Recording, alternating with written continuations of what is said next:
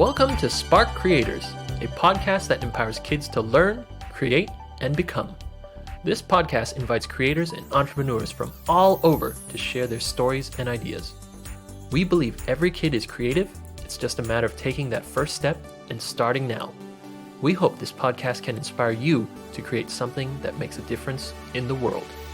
If you want to stay inspired, remember to subscribe. You can find us on iTunes, Spotify, and Google Play, or visit us at peachandplumlab.com/podcast.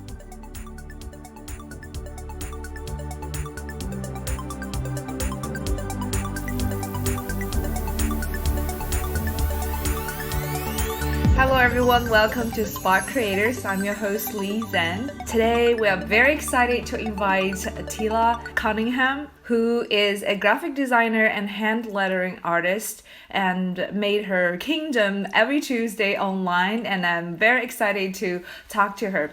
Teela grew up in Upstate New York, studied in SCAD in Savannah, Georgia, and she completed her Bachelor of Fine Arts degree in graphic design back in 2008. She worked as a graphic designer at a startup children's gaming company, a boutique home furnishing business, and a design studio in Atlanta, Georgia.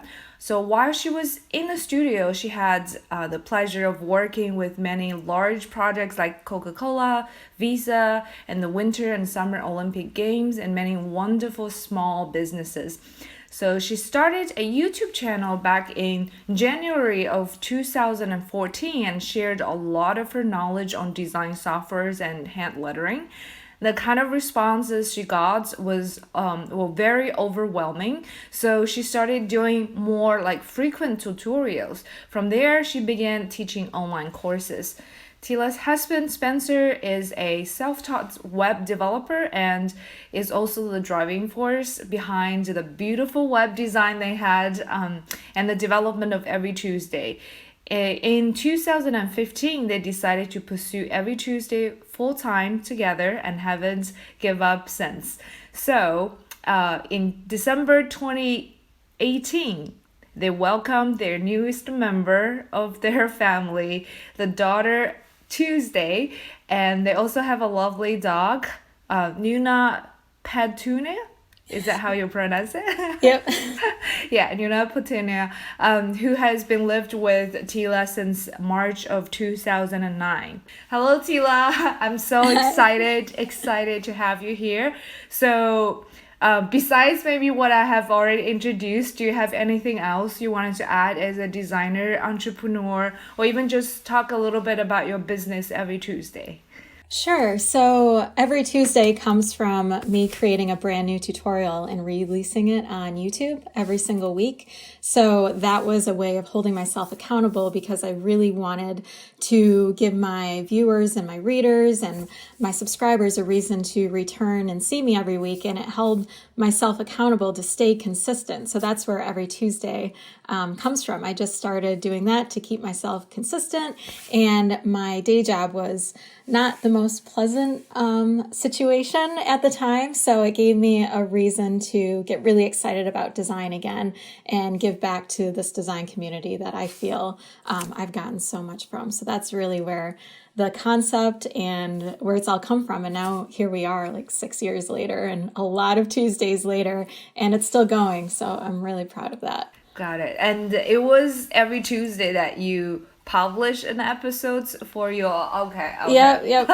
That's why I was like, it's a very interesting name. And then now you got your girl whose name is Tuesday. Yeah. So Tuesdays really transformed our lives because just that consistency of posting a new video every Tuesdays became really, really significant to us. And then when we were expecting, we said, you know what, our daughter is going to transform our lives even more.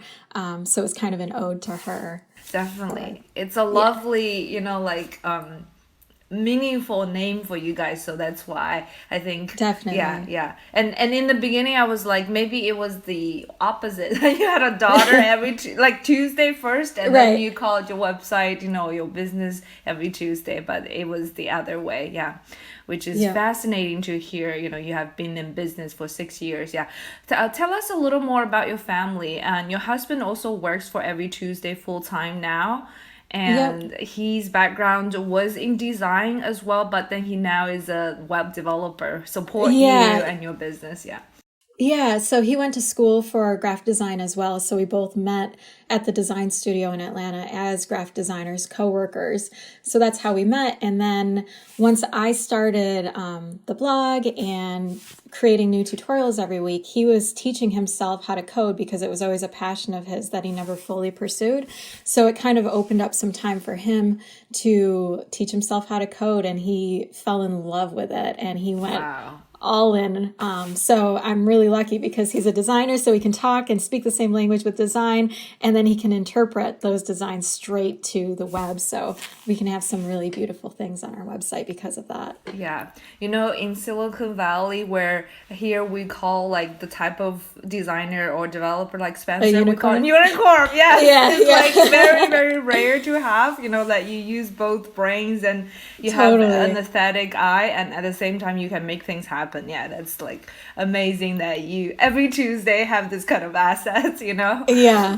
So lucky. Definitely. One question I always ask our guests, like especially who comes over, like what drives you and get you out of bed every day, like to do something amazing and also create, like keep adding amazing content to Every Tuesday? Yeah, so art has always been something I've been really passionate about. When I was growing up, I would always, for every holiday or birthday, I would always ask my parents, just get me an art kit, any kind of art kit, because that was where my passion was from a really early age. And once I started creating my own aesthetic and posting tutorials online, the feedback that I was getting from the creative community was just overwhelming. It was just so kind and so fulfilling. I was getting more fulfilled by people online that I have never met, that I probably will never meet, than I was getting in my day-to-day job with people I interacted with in person every day. So that is really what initially drove me. And now I can't even imagine not doing it because it's the most fulfilling thing that I've ever done. So that is my reason for getting up every morning, is to serve my audience and provide as much education and everything that I learned, because I paid a lot for what I learned. And nowadays, if you can be a designer and have a great job, you don't need a formal degree at all. You just need a beautiful portfolio. So if I can enable other people to avoid the student debt that I was once overwhelmed by, that I feel it's my duty to do my part and to help others. I want to be the person that I wish I had when I was just starting out. Definitely, especially with all the positive feedbacks, like For comments sure. people give you, like it feels very fulfilling to serve them. Yeah. And nowadays too, it's a completely different, age for people to learn and doing just any self-learning skills, like Spencer, he can learn probably on the side just to become a web developer, like on his own. And you wish that this can be like possible for a lot of people who love design and graphics and lettering, right? So they can do the same without having a formal degree that costs them a lot. A lot of I've noticed a lot of people think that you need a degree, you need this fancy resume to get a great design job, and it's just not true, because you're being hired for the type of work you can produce. So if you can prove that you can create this type of work in a portfolio, that's really all you need to prove yourself and to get a really nice paying job as a designer. So it's very, very possible. Yeah, and a lot of people in the industry actually will tell you the same thing, like portfolio is important and work experience matters way more than your degree. You know, like the level of project you can do and how you can collaborate and make contribution. Yeah, like in real projects. Yeah, definitely. Yep. So you said that when you were young, like you already loved art, and is that a dream of yours to get into like the art or design profession since you were young? Like what kind of triad were you back then? Oh man, I was getting into, and like I would go to the craft store with my mom and I would want to just stay there the whole day because there were too many aisles, too many things for me to look at. I was ready to experiment with any type of medium because it was like candy for a kid for me to just walk into a craft store. That was all I needed to sustain my long-term happiness. So whenever I got my hands on anything, it was just hours and hours of playtime for me. And I still feel that way today when I get new art supplies in the mail or I walk into a craft store. I still get really excited in a way that I don't get excited about anything else. So it's that deep-rooted passion that it has never gone away from me. Yeah, so it is this gifted talent about creativity and knowing that being creative is something that, like please you on a daily life, so that, yeah, in the end, definitely this becomes your profession, like you want to do it every day. But I think in the creative field, you can find many, many different areas, right? Like art, sculpture, like photography, a lot of things. Yeah, how did you find graphic design or hand lettering as like your strength, and how do you decide to stay in this field? So one of those craft kits that my parents got me when I was younger was a calligraphy kit. And they were the tips of markers that were different shapes. So I would experiment with that. And I remember in elementary school when we would get awards, there was a woman that would calligraph people's names on those awards. And I would stare at the awards and try and dissect them all and try and figure out how she did it. So when my parents got me this like beginner's calligraphy set, I used that until the markers ran dry. Wow. So I knew like that was already a passion of mine. And my mom was a high school English teacher. And I would always look at the names of the people in her grade book. And I would just write out their names over and over again so I could practice different lettering styles. And like lettering wasn't even really a thing back then, but I just loved different types of handwriting. So I would practice for hours just writing names, just random names that I didn't even know. So I knew that that was going to be a part of my life moving forward. And in high school, my high school offered an elective class of just like an introduction to graphic design where we played around in Photoshop and Adobe Illustrator. And I really, really enjoyed that. So I knew that that was a direction that I wanted to pursue further. And I was really fortunate because I started my formal education as a graphic designer at a community college. And the community college I went to had a really strong graphic design program. So I went there. I'm one of 4 kids. So my parents were like, you either need to do community college or you need to do the military. So it was really great that I was able to go to this community college because it was low price, low barrier of entry for me to try out this field that I was interested in. And I just totally fell in love with it. And then I transferred to SCAD to finish my degree from there. So once I started, I knew right away, like, this is it. And plus, once I learned I could integrate my own handwriting and hand lettering into my designs, I was like, it's the perfect combination for me. I couldn't really imagine not continuing with it for the rest of my life because I was so happy. It's great to see how you have pursued your passion, since like that early, and this is something that you wanted to do. Yeah, from what I heard is like, besides that drive and passion, like you had within you, and your parents is a great support buying these kits and also finding what you are interested in, discovering like maybe she would love this, like that kind of support, I think is just amazing. And another thing I think a lot of people probably can take away is just keep looking for ways to improve yourself and find education, like even online tutorials like what every Tuesday is doing. So just keep learning and keep improving your own skills, and this can get you to a better place for sure. Definitely. And in terms of getting like into the YouTube field, it was back, I think, early 2000s, right, for you? Like, and what kind of growth process have you gone through? Like, why, like, first, how did you decide, I think I'm gonna do YouTube rather than other kind of platform? And and what kind of change have you seen like 6 years later?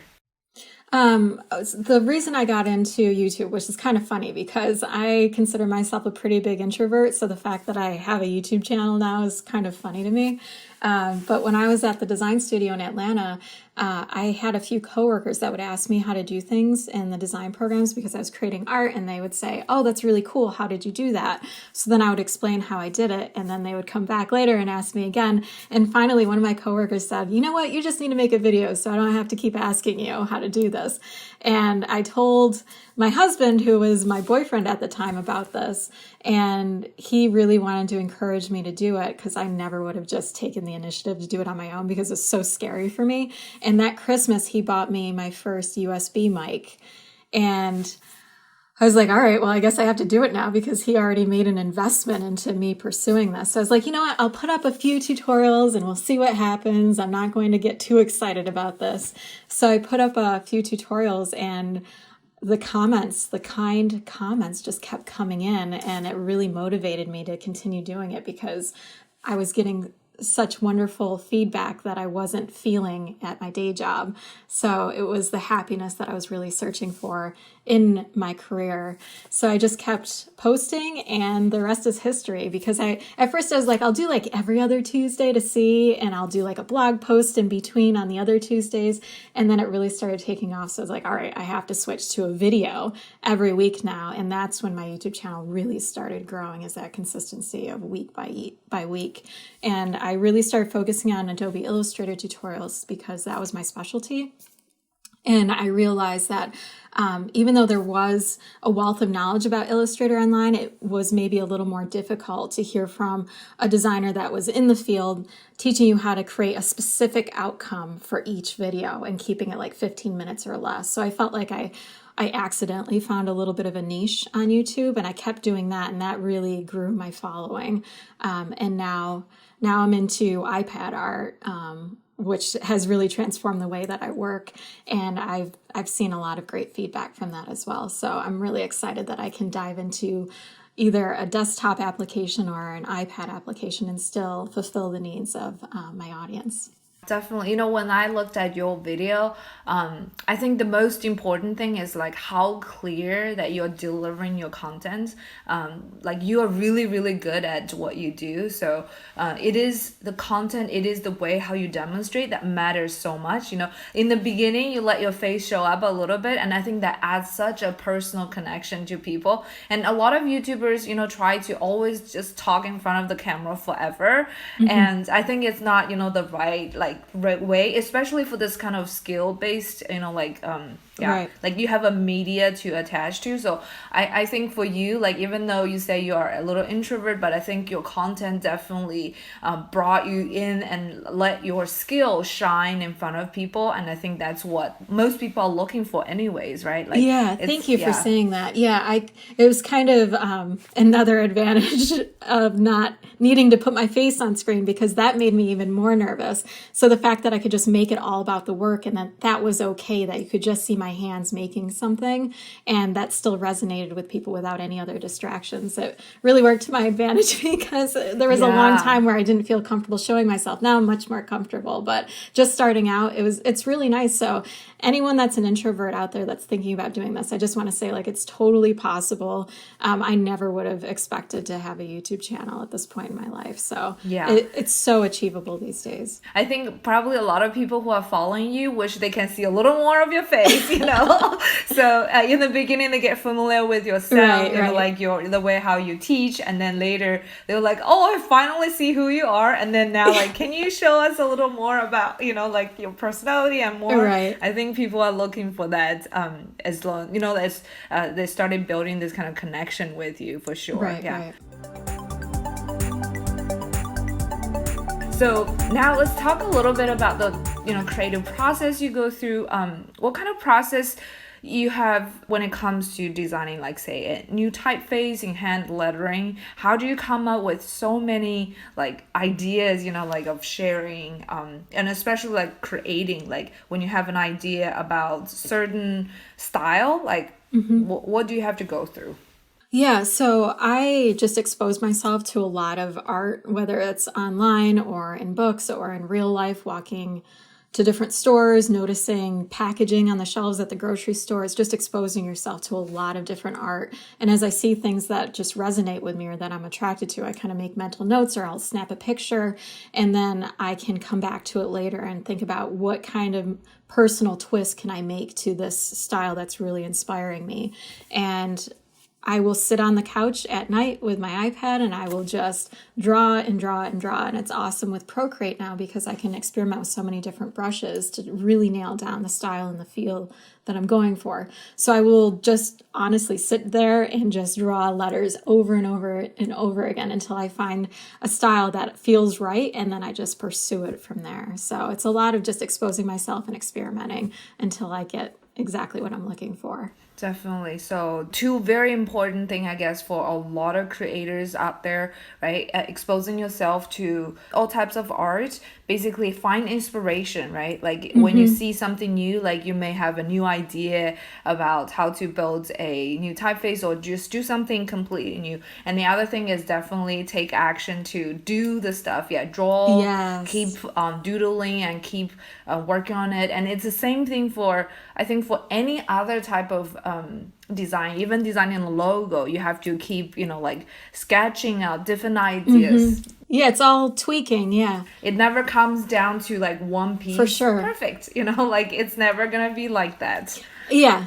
And your hand is learning a lot when you're practicing too. And it makes it that much quicker and easier and more fun later on. The more you experiment, you're building that muscle memory in your hand where it becomes familiar, all these different types of strokes. So you can really improve your hand lettering skills just by drawing letters over and over again. And I think it's amazing to see how many letterings that you have done, and they're all like really, really beautiful, including the one that I see in the background. Oh, thank you.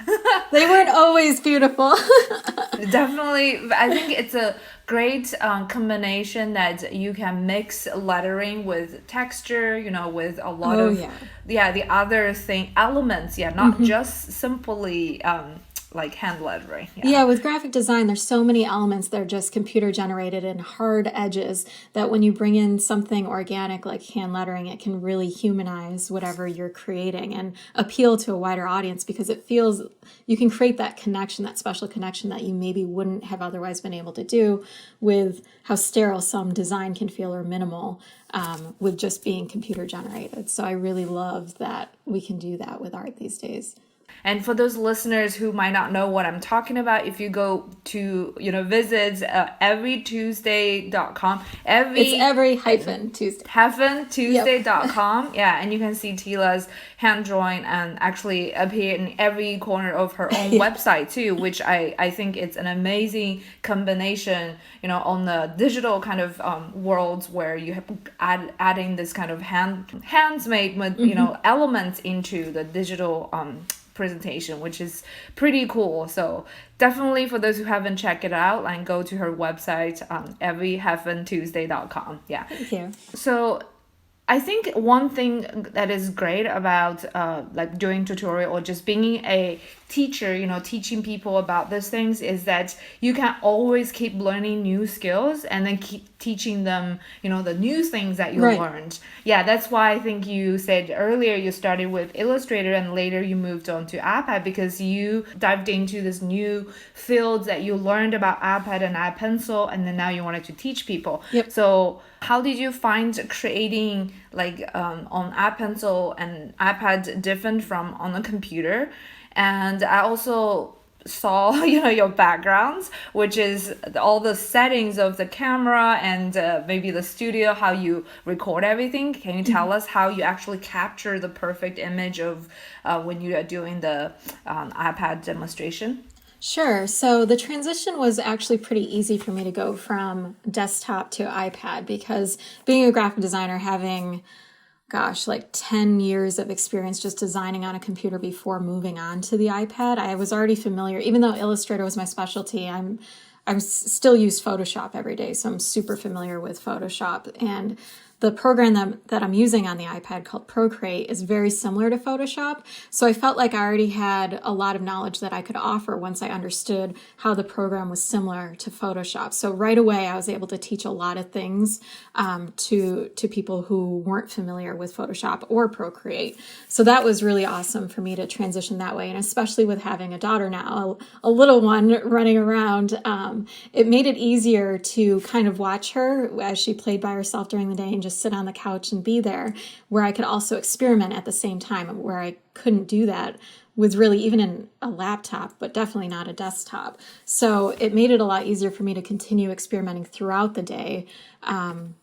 So that really helped. And then as far as filming goes, I recently, I'm sitting in my master bedroom right now that we converted into my studio space because I just needed more room to record. I needed a desk for my desktop and my recording for on-screen recording. And then I also needed a desk for my craft desk where I could record myself creating tutorials on the iPad or creating craft tutorials. And I do a lot of watercolors, so I needed a desk that was separate for that. So this really enabled us to accommodate both of those areas that I like to teach with. So the craft desk that I use, I just have a camera that's pointing straight down and then an overhead mic, so then I can just lay it flat. So you're seeing an overhead view basically every single time, so you can see everything really, really well, and then I can just talk through it. Some people like doing the entire tutorial and just recording it, and then they do a voiceover for the whole thing.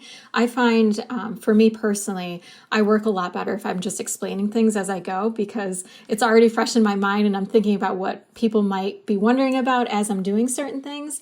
And I feel like it's a more natural teaching experience and viewing experience when I just talk it through as I'm creating it. So I do both of them at the same time and then just edit the video and then post it online. Definitely, yeah. I think later maybe I'll follow up with you about some of the equipment and even settings and tools that you have used. I think could potentially help a lot of people who wanted to get something like this set up. Yeah, I also, I do have a blog post that has links to everything I use. It's my studio tour. So if you were to go to my website and just search studio tour, there's everything listed right there with a video tour of the full space as well. Definitely, yeah, that would be great.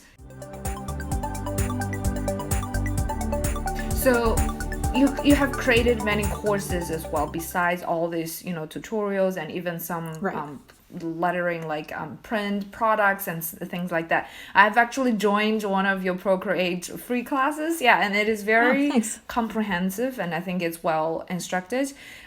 Tell us about the process when you wanted to create a digital course from scratch on every Tuesday, and how long would it take? What kind of tools do you use, and how do you promote it, and everything about it? Sure. So when I am creating a course, first I figure out my topic, and I do all project-based courses because I find that resonates the most with my audience, and they seem to appreciate that and learn the most when they're creating artwork right along with me. So I will spend a few weeks just developing all the projects for the course, and I'll create an outline which I put all the projects into, and every project has specific skills associated with them, so I know that there's new skills that they're going to learn, and as the course progresses, you're adding on skills that you've already learned from previous projects. So I always want to make a point of creating projects that kind of advance in skill as I go along, especially for my Procreate courses. And after I have all the projects ready, I record all the videos, I edit all the videos, and then I self-host a lot of my courses, so I'll put them online. I use Teachable for that, so I upload them all to Teachable, and then I will create an outline of the course info page or the sales page of the course, if it's a paid course, and I'll do the outline for that. I'll write all the copy. My husband will take all the imagery and the copy that I've written, and then he will program it all out. So it's a really beautiful experience when you're viewing information about the course. So he'll take care of that, and then I will write the informational emails to share with my audience, with my email list. So I want them to stay very informed. I will create some tutorials, free tutorials that are similar to the content that's in the course, so they can get exposed to what they could expect from the course. It's just a more deep dive of similar content. So if they like this content, then the course may be a good fit for them. So an example of that would be, I've got a watercolor lettering course. So I will teach the basics of watercolor lettering. And then if they want to learn more and different techniques to have different outcomes, then the course is where it would be a natural next step if that's something that they're interested in. So I will send out emails that create free content around it. And then for my followers, I usually offer a discount the first week that it's live. So they can check it out for an even lower price than they would be able to get it at later on. So that's kind of, in a nutshell, start to finish with a course. And I know, even though it seems like very easy and smooth, but just by talking about it, but I know it takes a lot of work, a lot of time, yes, a lot of efforts for you to go through this. And as I told you, I found your website on Teachable. And for those who don't know, Teachable is like a platform support you to build courses online. And just different from all the other like Teachable courses I've seen, like your webpage is amazingly beautiful. And so, oh, thank you. That's all my husband. I got to give him credit for that. Yes, so well crafted. I was like, this thank you. Looks like Teachable, but not really. You probably have put a lot of efforts into building and developing the website on its own, like to have your own identity and your brand presented there, which is really nice. Yeah. So you mentioned that how you create a course, and I believe most of your day job probably is still, like in the creating part and building your course and doing stuff, but because it is a business, so I would love to dive into a little more detail about the business aspect. So when you first started, I think you probably worked on it part-time, as you just said, like at night, and then you publish once a week. And how long did it take you to switch to working on it full-time? And what do you think is the most difficult part in terms of growing a business? So I started my very first YouTube tutorial went live in January of 2014.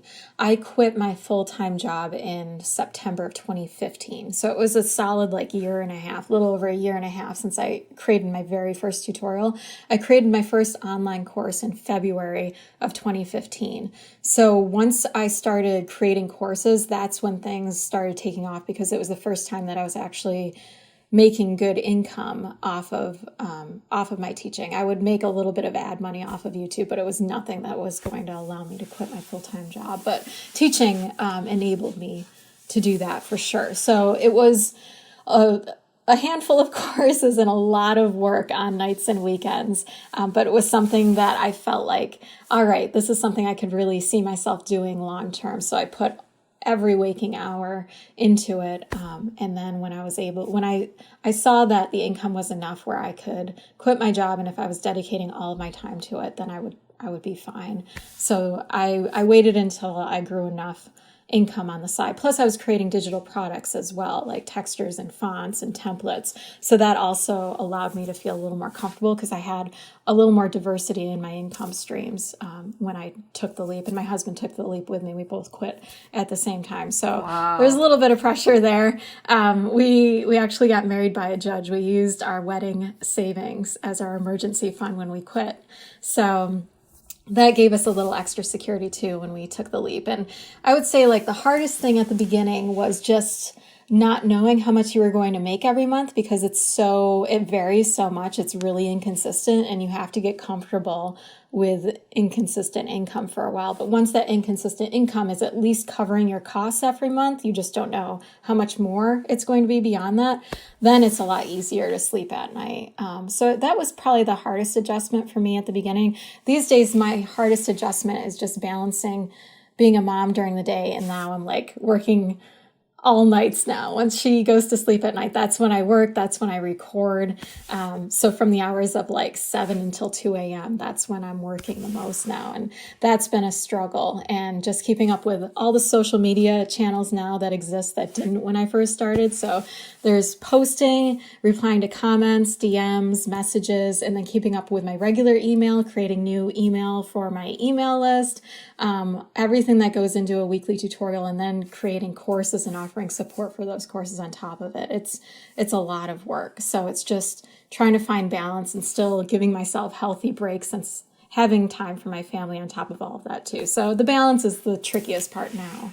Definitely. Interesting. My next question is actually about to ask you about like a typical day at every Tuesday. What would you do? And I think you already give me a general idea of how you balance with family and also doing a lot of other things other than just creating, right? Like you have to update your social media, replying emails, and also sending out emails, promoting, and keep shooting videos and recording, and all these things have to be like at your own hands. And at some point, I think if you started expanding, you probably need to hire people to help you, afterwards.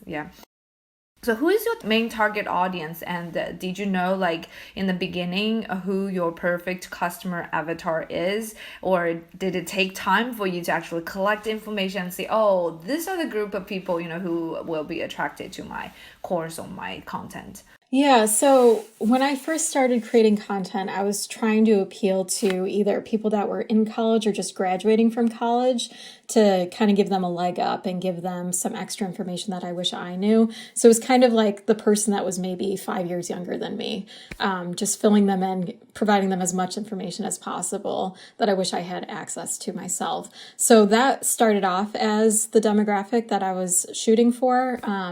But over time, it has evolved into college students, people just out of college. And actually, there are quite a few stay-at-home moms that are looking to create a passive income stream with their creative skills. So that's why I started teaching font making, is to help other creatives build their own passive income streams through creating fonts and selling them. And there's a lot of retired women that take my courses that are looking for something, a creative outlet outside of their daily lives, being retired. So those are kind of unexpected demographics that I'm really excited about, but I hadn't thought of that at the beginning. I would say probably 70 to 80% of my audience is female, and then 20 to 30 is male. That's kind of expected for me. I know that my aesthetic is just naturally more feminine, so that makes a lot of sense to me too. Yeah, definitely. And I think in terms of the creative part, including hand lettering and everything, a lot of the visual part, like that's why Pinterest too has like a lot of female user versus male user. So I think it definitely makes sense. What is your vision growing every Tuesday into? What is your future plan? So for now, I just really want to be a creative resource that is really affordable and accessible to people that either traditional education is out of reach for them. I want to make sure that it's still within reach for them if they want to create or have a career in the arts or design.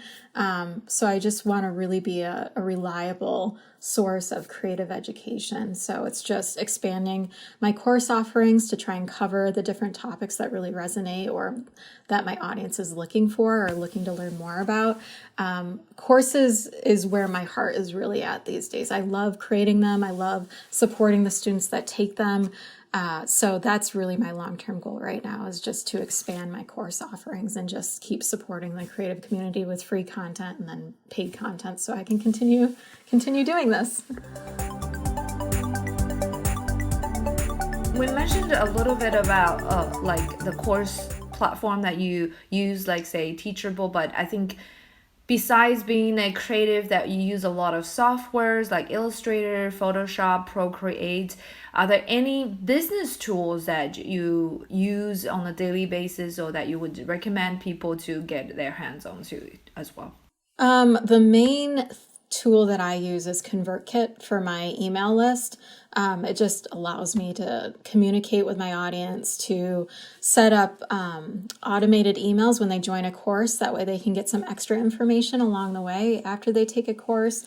And I mean, I'm sending emails every week. So it's just a really easy to use tool for me to keep in contact. So ConvertKit and Teachable are the two main business tools that I use all the time. Yeah, I saw that you have a community. Is it called Tuesday Tribe? Yeah. What do you use to host your community?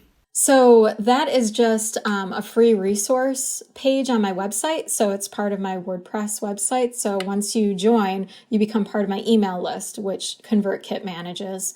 And then you can download, I've got over 100 free design freebies, just brushes and color palettes and templates, all kinds of resources that once you join my email list, you have access to this giant library that I'm adding to every week for free. So that part... that's just part of my website, and you start getting emails from me every week just letting you know what the newest tutorial is or the newest freebie is. So that's all I use for that. And then I've got Facebook groups, private Facebook groups for some of my courses. So that's where I also have a community of people where we can talk about the same topic that we're passionate about and help each other out whenever anyone maybe is stuck or needs a little extra help. So those are the main ways that I communicate with my community. And now being a mom, you know what? I'm actually expecting my baby end of June. Oh, so, congratulations. Thank you so much. Oh, you're pretty far along. Yeah, so being a mom, like, I think I would love to know what is your hope for Tuesday as well. Like, it's a little bit different, as you said, like when you have a kid that your daily life and your business, might have to shift a lot. But what is your best hope for Tuesday? I just really want her to feel empowered. Like if she wants, it's kind of funny because I think there's a lot of, just with the stigma with art and design, that many parents may not want their children to go into art as a career, but I couldn't be more excited if that's something that she wants to pursue in the future. I kind of want her to be a designer and artist, but obviously we'll nurture and support her with whatever she's interested in. But I'm just really excited to see what she's passionate about. And my hope is that she is interested in art a little bit, because I can already imagine us having craft time together. And one thing that I learned being in this field now and having a creative small business is just how important creative solving problem is. So I really want to nurture her creative solving problem skills, because whenever you encounter a problem in life, in business, looking at it in different creative ways can really set you apart and distinguish you with whatever field you're pursuing. So that's something I've talked to my husband a bunch of times about, how I just really want her to be supported and creatively problem solve, and hopefully creative is a big part of that. Definitely. And I think with both you and your husband, came from this creative field, and I think she's probably naturally gifted with creative minds, and at the same time you are an entrepreneur, and your husband has this logical mind about like developing building things together, and I think cultivating that on the side, problem solving and being creative is definitely probably very natural to her, I think, to a point. Hope so. And nowadays I just think, like, for a lot of creatives out there, their mission or their goal is not just to create anymore. Like, you have to be business savvy, you have to solve problems creatively as well. So I think having that type of new skill set in this modern days is very, very important. Definitely. So, and my mission here, actually, not just through the podcast, is actually to inspire parents and kids, to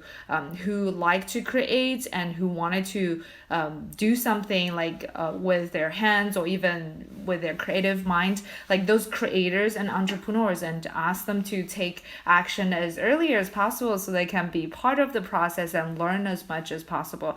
If they were to wanting to learn something related to design, hand lettering, like a younger audience, do you have any resources to share with them? Or even if they come to every Tuesday, and then do you have any places that were telling them they should get started here instead of into those advanced courses that you have developed? Yeah, so for hand lettering, I actually have quite a few free practice sheets, so they could download them and print them out, and then you trace over my lettering, and then you create it yourself right next to it. So I've got a bunch of free practice sheets for that. And then I have a few I have a lot of craft YouTube tutorials that are not on the computer at all. So there's a lot of watercolor, especially tutorials, and hand lettering tutorials. I know that there's several art teachers that have emailed me before that use some of my lessons actually in their school environment where they show it and then they will use the project example that I teach and then have the kids replicate it. So there are a bunch of craft style videos on my YouTube channel that you can dig into that are really simple, very kid friendly. That would be really fun to spend an afternoon. I'm excited to be able to do that with my daughter someday. Yes, definitely. Yeah, when she grown up and she can hold a pen and start doing stuff. Yeah. All right, my last question is, where can people find you? Yeah, tell us again, what are some of the free resources, like people can get on your website and start doing things immediately. Yeah, and including some of the social platforms that you mentioned. Where can they go follow you and just see these amazing things you keep doing every Tuesday? Yeah, so the website is every-tuesday.com, which you mentioned. My YouTube channel is just youtube.com/everytues. So it's like every Tuesday without the day. So just every Tues. And then on Instagram, you can follow me. My handle is every Tuesday. So all one word. So those are the main places where you can find me, where I'm posting very often. And then for my free creative resources, all those downloads that I mentioned, you can find those at tuesdaytribe.com. Thank you so much. Thank you, Teela. I almost wanted to call you Tuesday because my mother-in-law does that all the time now. She gets us mixed up.